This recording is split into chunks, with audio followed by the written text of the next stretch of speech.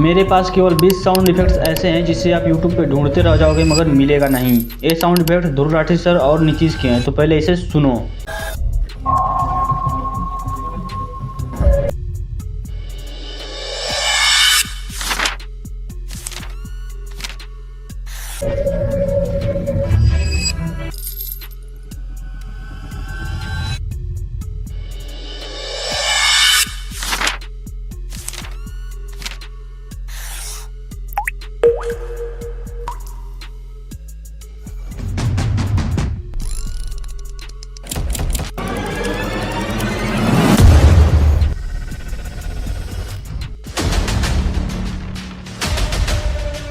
इन सारे sound effect को लेने के लिए मेरे इस वीडियो में साउंड कमेंट कर देना, आपको मिल जाएगा।